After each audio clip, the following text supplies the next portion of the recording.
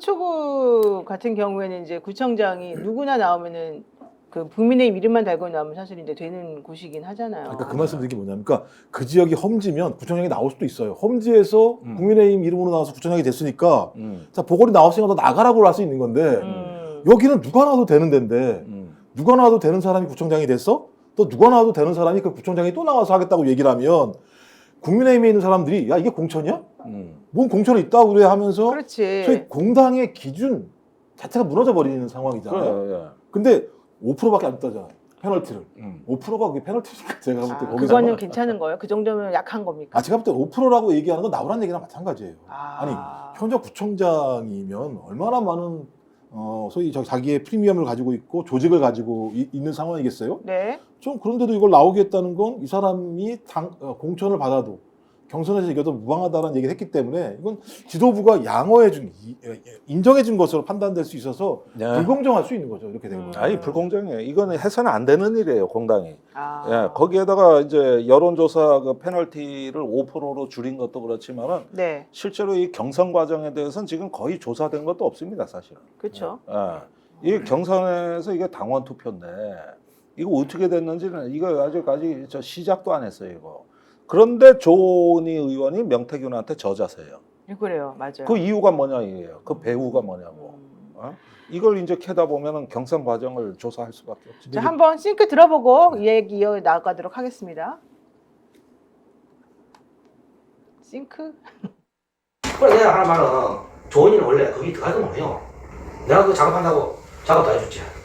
그래가 페널티 20% 될 거를 5%밖에 안 됐잖아. 그래가 1차 왜 결선 투표 왜 그러냐면 안 줄라 한 거까지 조은이가 안 되겠다. 조은이가 안 되겠다 이래갖고 결선 투표 얘기했는데 그거를 내가 조은이한테 내가 몇 가지 가르쳐 조은이가 그랬지. 서초 시민들의 힘을 보여달라. 뭐냐면 저 조은이를 1차에서 과반을 넘는 승리를 안겨주세요. 서초 국민들의 힘을 보여주세요. 제가 거기에 보답하겠습니다. 내가 시킨 대로 다 문제 다 보냈지. 그러니까 사람들이 보고 조은이가 1등이네? 근데 저게 과반도 1차에 그냥 5명이 과반을 넘는다네? 그래서 내가 지한테 했지. 과반 넘는다. 그래갖고 다 문제 다 들고 다 하고 조사하니까 48% 나왔어. 47%. 그래가 이거는 내가 요리해라. 무조건 과반 넘는다. 그럼 페널티 5%니까. 그래가 56%를 받아야 돼요. 지가 5명 중에 다 바꿔가자고 키워드리고.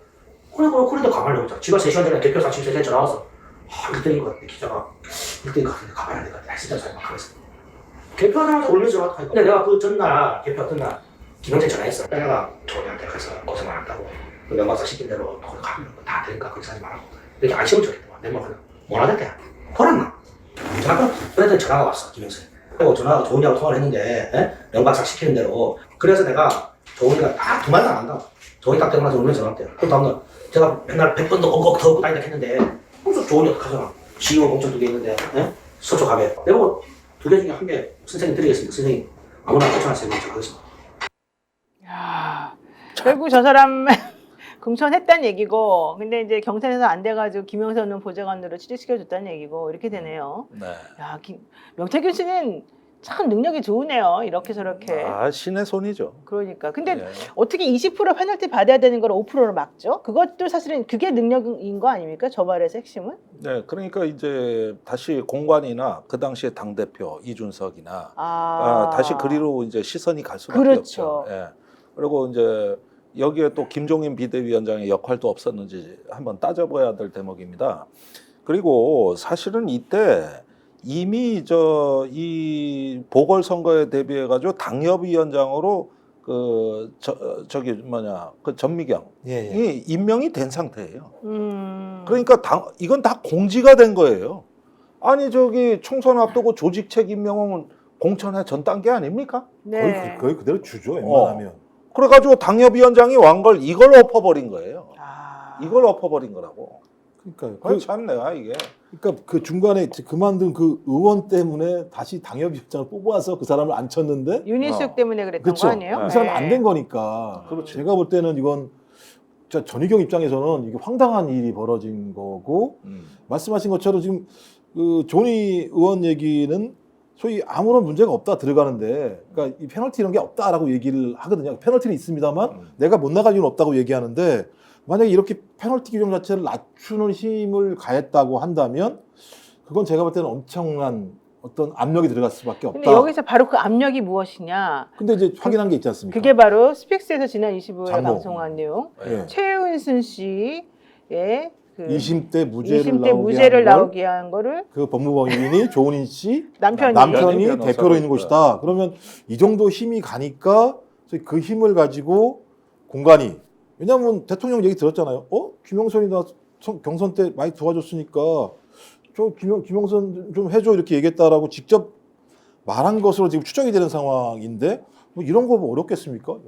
제도를 바꿔 달라고 하는 건데 이건 뭐 매우 쉬웠겠죠 실제적으로는. 아니 그러면은 보세요. 저 의문이 이렇게 들어요. 조은 의원은 말도 안 되는 소리다. 명태균 씨가 뭐라고 자기한테 그렇게 영향력을 행사하거나 자기에게 공천을 받는데 뭐 영향력 그 힘을 써주겠냐 이러면서 전부 다 말도 안 되는 사기꾼의 소리다. 이제 이런 취지를 말을 하고 있는데 그렇다라고 한다면은 이건 어때요? 조은 의원의 남편이 최은순 씨 사건을 수임해서 그 사건에서 성공보수로 성공했기 때문에 사실은 성공하면은 성공보수를 주든지 아니면 감사의 뜻을 어쨌든 표시할 거 아니겠습니까? 네. 그런 것으로 조은 의원이 공천을 받았다. 이것도 조금 인과관계가 있어 보이는 느낌이 좀 들긴 하거든요. 만약 명태균 씨가 아니라고 한다면 혹시 그런 걸로 연결됐을까요?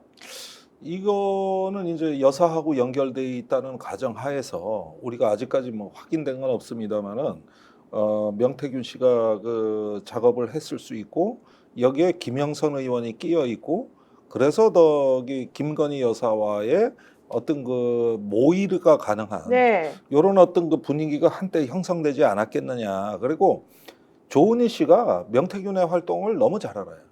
그러니까 그 뭐 박완수 지사, 김진태 지사 뭐 이런 데 개입했던 거를 알고 있어요. 그걸 명태균 씨 녹취록에서 본인이 얘기를 하거든요. 네. 이런 것들을 보면은 어디서 그 김영선 의원이나 누굴 통해 가지고 명태균이 누구인지는 이미 다 파악이 돼 있고 그래서 전적으로 의존하는 관계가 돼서 또 하나의 김영선 시즌 2다. 아하. 이거는 저기 스몰 김영선이라고 해도 무방하겠습니다. 그러면 이제 남편의 그 행적으로 자연스럽게 시선이 옮겨지겠죠. 어쨌든 능력은 예. 좋으셔요. 이 사례를 보면 그런 거잖아요. 네. 여론조사 비용을 받으러 갔더니 갑자기 김영선 공천을 주더라 이렇게 얘기를 했었잖아요. 그러니까 여론조사 비용을 받으려고 청구서를 만들어서 갔는데 본인은 10억, 20억 얘기했다가 실제로는 3억 7천만 원 가지고 올라갔는데 돈은 안 주고 갑자기 김영선 공천을 받았더라라고 얘기했는데 그 이후에 공천을 주고 난 다음에 이건 다 추정입니다만 KTX에 가서 김건희 씨가 소위 김영선 명태균 앞에서 당신 공천 명태균이 만들어준 거야. 그랬잖아요. 그다음에 세상에. 딸도 책임져야 돼라고 얘기를 했어요. 그럼 김영선은 어떻게 하겠습니까? 내가 공천 받은 건 김건희 씨 때문에 된 게 아니라 명태균이 중간에 거간해서 됐구나라고 생각을 한 거잖아요. 그러면 이 건도 마찬가지잖아요. 네. 이 건도 마찬가지잖아요. 어떤 형태로든지 무죄가 났잖아요.